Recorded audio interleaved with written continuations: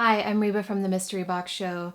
I've known today's storyteller since we were wee little children in college, and now he's a big time Broadway actor, a phenomenal singer, dancer, an amazing human, and storyteller.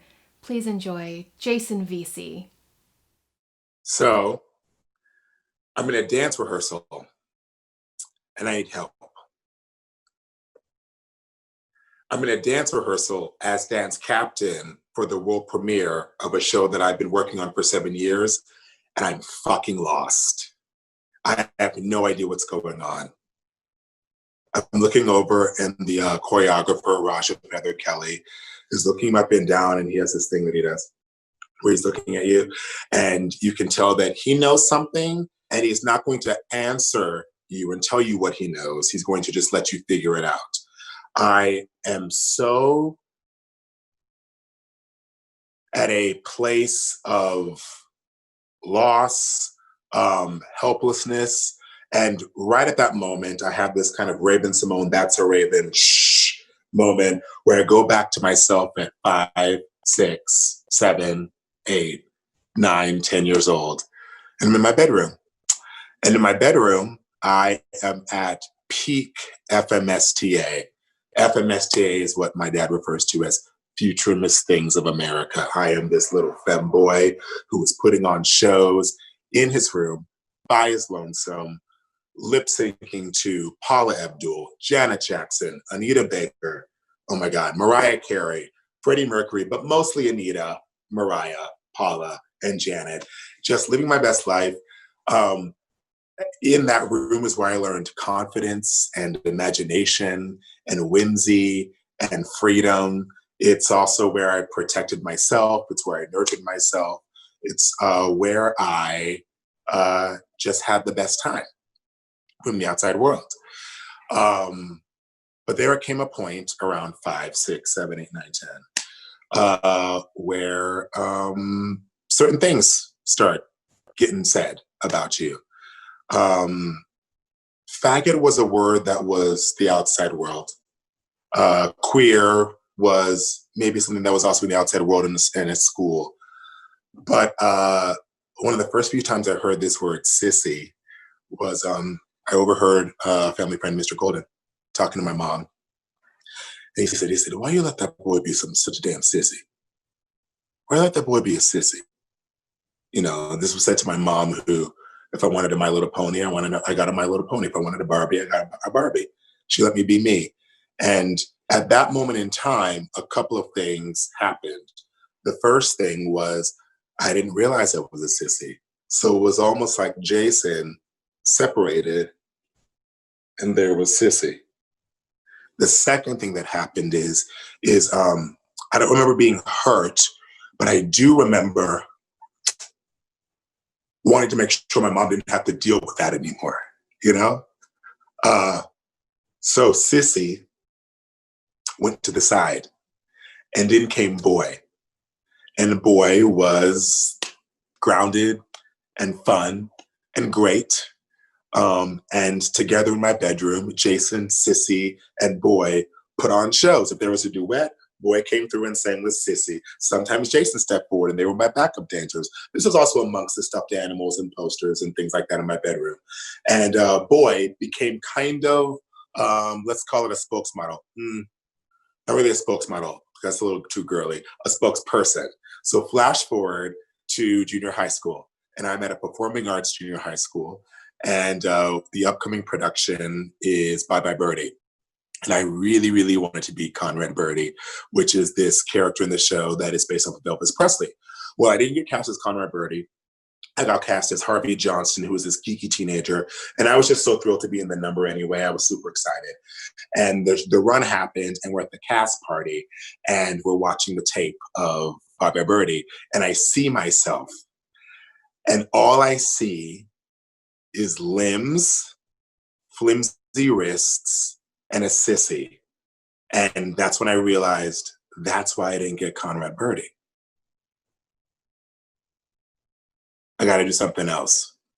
So at that point in time is when it was decided that Sissy would not be hidden, but Sissy would only be in the bedroom and would step to the side a little bit, and Boy would become the person that spoke for all of us, even more so. Boy was going to make sure that I got George Gibbs in the next year in our town, you know. Then going on to high school, Boy is what kept me safe. Boy is what stood his ground and fought back. Boy is what boys who fought the bullies back. Boy is who girls had crushes on, even though I wasn't really into girls at that point in time. Boy is what helped me survive high school. Then I get to college, and I'm in this awesome program studying theater, eventually musical theater, at the University of Northern Colorado. And it's my first semester, and it's my first show, actually, I realized this, one act. And it's about Stephen King, it's based off of a Stephen King novella. And I'm one of the kids in the class. And I was given the direction to tap out of nervousness on the desk. And I remember everything kind of zoned out. And it wasn't like this was a big moment, but I just remember tapping, and all I could see was the wrist. That's all I could see. And that's when I realized that Boy had to up his game. So the wrist went from this to this. And I know it looks kind of ridiculous, but to me, this was Sissy, this was man and boy. And that included puffing up my shoulders. That included making sure that my hips didn't swivel when I walked. That included making sure that I always stayed down in this register of my voice to make sure that people knew that I was not a sissy. And you know what? For me, it worked. Boy got cast. Boy was confident. Boy was grounded. When Boy spoke, people listened. Boy was responsible for my sexual awakening. I started having sex with women for the most part, and then I transitioned eventually. But Boy was the one that was bringing the milk, was the milkshake that brought all the girls to the yard. Boy had me leaving college confident and ready to tackle my dreams of being on Broadway and conquering the New York theater scene. And I got to New York, and Boy did just that. Boy auditioned. Boy booked jobs. Boy held down survival jobs. Boy was in these streets being the thoughtiest of thoughts. Boy was being a bad partner. Boy was being a good partner. Boy made really shitty mistakes. Boy was having the best time of his life. And so was Jason. And so was Sissy cheering us on from the side. Then in 2012, I got an email from a writer named Michael R. Jackson saying that I was recommended. Shout out to Randy Blair for recommending me for his show called A Strange Loop. And I immediately felt drawn to him. In that email, I was called to come and meet with him in audition, and he sent me a bunch of YouTube clips of his music. I listened to the music and I thought, oh my God, this dream is happening. I've already done Broadway, but the dream of being drawn to another artist's work, being drawn to feel like I'm supposed to be a part of that work, was all happening inside. And from there, in that interview, which wasn't an audition, I realized that I was being vetted. Now, a little thing you should know about A Strange Loop. A Strange Loop is a musical that is about a Black musical theater writer, writing about a Black musical theater writer, writing about a Black, and so on and so on. Very meta. But it is very challenging. The material is very, very, very, very, very, very gay and queer, and very, very, very, very, very, very Black as fuck. It is material that has scared a lot of people off in the past, and I wasn't scared. So I started a journey, a 7-year journey of being a part of this show.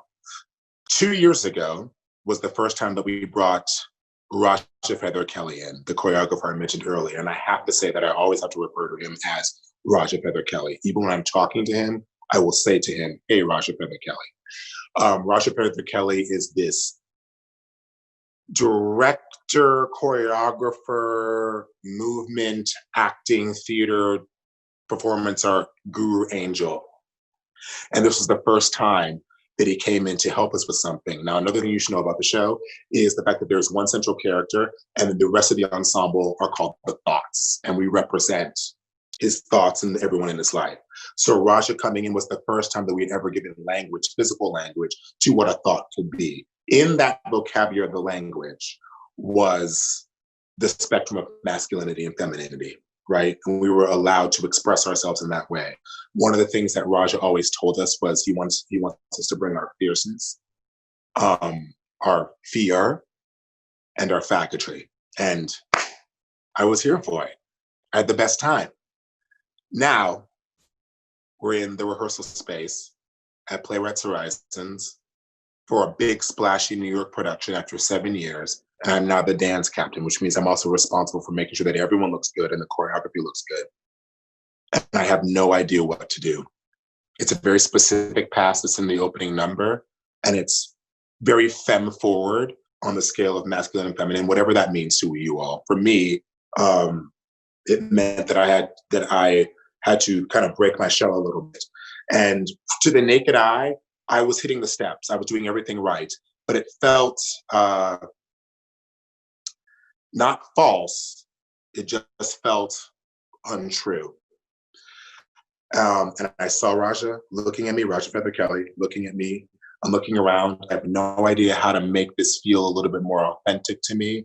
And then all of a sudden, it hits me. The only person that can help me achieve my goal is the person that, when I think about it, I cannot believe that I never invited the whole 7 years. The one person that was responsible for my imagination and my freedom and my instincts and my whimsy and my fantasy and my confidence, I never asked to come along on the journey. So in that moment, I decided to invite Sissy to come forward. And she did. And she showed out. And she showed up.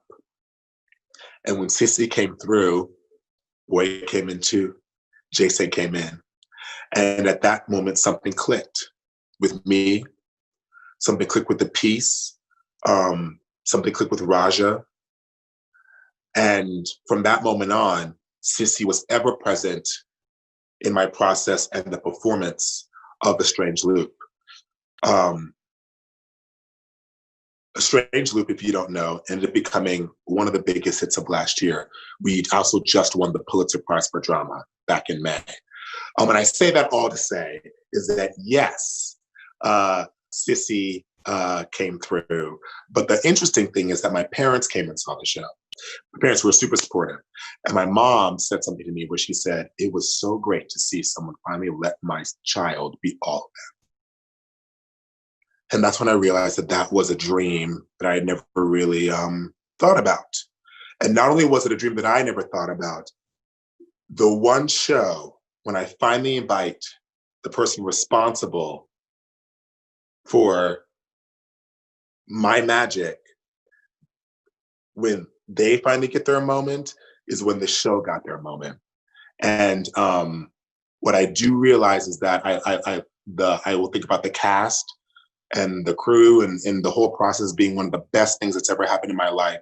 But aside from that, I will always make sure that Boy's on stage with me. And I will always, always make sure that I will never walk on stage without Sissy. Thanks for watching. If you like what we do, please consider supporting us on Patreon. And of course, subscribe to this YouTube channel, hit that notification bell to be notified of all of our upcoming live streams and confession corners. See you next time.